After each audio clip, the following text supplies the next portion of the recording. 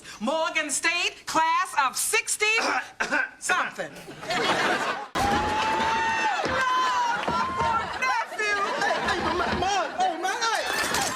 What you just did to Jimmy was not only unfair, but mighty disrespectful. Well, they're damn well hidden if he has. Believe me, I have checked. If there was ever a woman who heard Destiny knocking and didn't just answer the door but swung it open in heels and a head wrap, it was Miss Ellia English. Yeah, that Ellia from the Jamie Foxx show. Tastes good! Therefore, the pie is... It's all good! Word to you, mother. And let me tell you, it wasn't her chasing fame, nah. Destiny came looking for her. And I said, the question is, how old do you need me to be for this character? And when Destiny called, Ellia picked up the phone, packed her bags, and hopped on the next thing smoking to the Big Apple. New York City, the land of hustle, heart, and heavy hitters. It wasn't easy. Life threw curveballs. Uncertainties, she had them. But Ellia wasn't built to fold. She handled those L's with style, grace, and a quiet kind of power that said, I got this. I have to complete this, and then once you complete this, who knows how long that journey will take. She moved like she already knew the ending. Auditions, rejections, the grind, the grime. She ate it all up and still showed up like a star. Why? Because Destiny doesn't lie. And Ellia knew she was marked for more. But here's the twist. Through all the fame, the laughs, the legacy, Ellia never got married. Never had kids, and maybe, just maybe, that's because she was too locked in on the path laid out for her. You see, some folks are out here building families, and some are out here building legacies. Now we're about to deep dive into her world because Ellia's story ain't just about talent, it's about purpose. And you already know, when destiny chooses you, it doesn't come to play. Y'all, let's talk about a woman named English, born on the 26th of March, 1960, and raised in Covington, Georgia. I grew up in a Baptist church. From the jump, you could tell she wasn't built for average. Nah, she was born to make waves. But the road to greatness? Oh, it had some unexpected turns. She graduated high school early. She had her eyes set on becoming a lawyer and enrolled at Clark College in Atlanta. Law books, courtrooms, that was the plan. But fate? Fate had a different idea. One day, while she was just minding her business, the head of the drama department happened to overhear her singing. Just a casual moment, but it changed everything. He offered her a lead role in the college musical. A new door flew open. And English? She walked right through it like she was born for the stage. She later transferred to Georgia State University to study speech and drama, sharpening her craft and stepping deeper into her purpose. Before long, she found herself at the Alliance Theater, not just as a visitor, but as a full-on ensemble player. A rising star in the making, finally stepping into the spotlight she never even knew was hers. And then I did theater. The one thing about musical theater, you really got to know timing and you got to know comedy. Her story was only just beginning. Now listen, once English locked in on that acting life, she didn't just dip her toes in. Nah, she dove in headfirst. Next stop, the Big Apple. Yup, New York City, the city that never sleeps and definitely doesn't hand out dreams easily.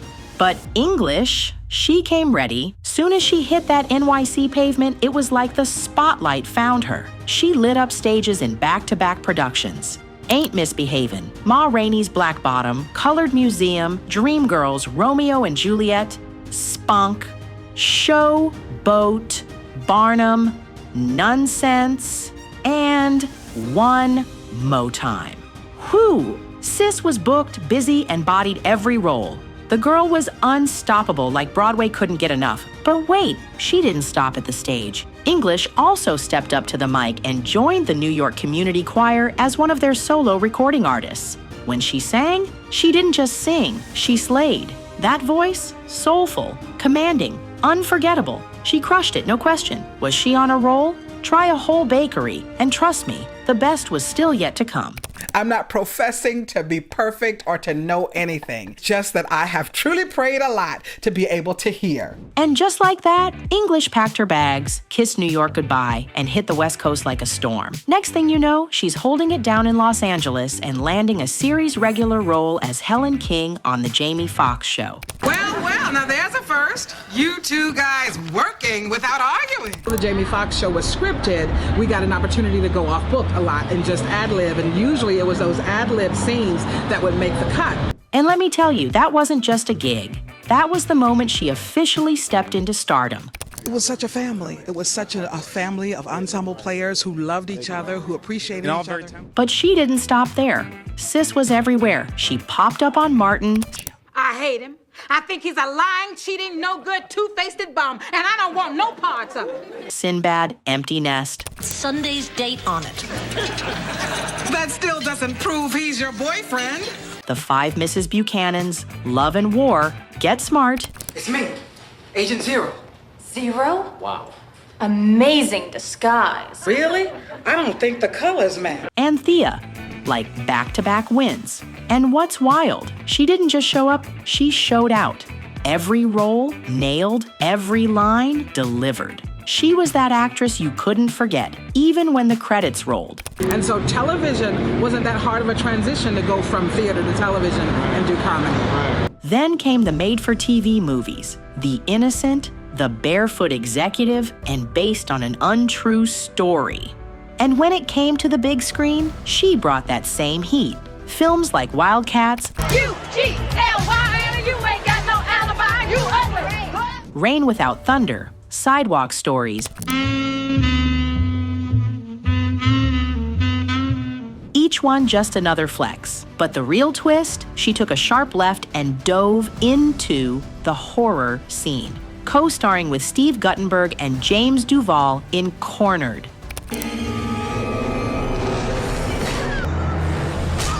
A psycho slasher flick directed by Daniel Mays. And guess what? She didn't just survive the film. She snatched the 2009 New York Horror Film Festival's Best Actress Award for her role as Mona. Now that's what you call versatile. From sitcom queen to horror movie scream, English kept proving over and over. She wasn't just in the game, she was the game. I was able to sing. I was able to do the acting. We were invited places, and I would always say to them, if it's about the youth, I'm your person. These days, Ellia English is keeping it chill, but still classy as ever. She splits her time between two homes, one in the heart of Atlanta and the other out in sunny Los Angeles. But don't get it twisted, she ain't just lounging around. Nah, sis is out here giving back, spending real time with Big Sisters of Los Angeles and lending her heart to a handful of children's organizations. That's the kind of love money can't buy. And when she's not on set or in service mode, she's vibing out with her flute and piano, flipping through books, taking long walks. Nature and notes, that's her vibe. And just so you know, she's also repping hard for Sigma Gamma Rho sorority. Once a queen, always a queen. Now, when it comes to her personal life, Ellia keeps it locked down tighter than Fort Knox. What do we know? She's not married, no kids, and clearly living life on her own terms. So right now I'm going into the educational system and talking to our children because it's most important. At 65, she's still standing strong, doing what she loves with that same unstoppable energy that brought her into the spotlight in the first place. Her net worth? Unknown, but her worth? Immeasurable. Keep shining, Ellia. We see you, and we're still clapping.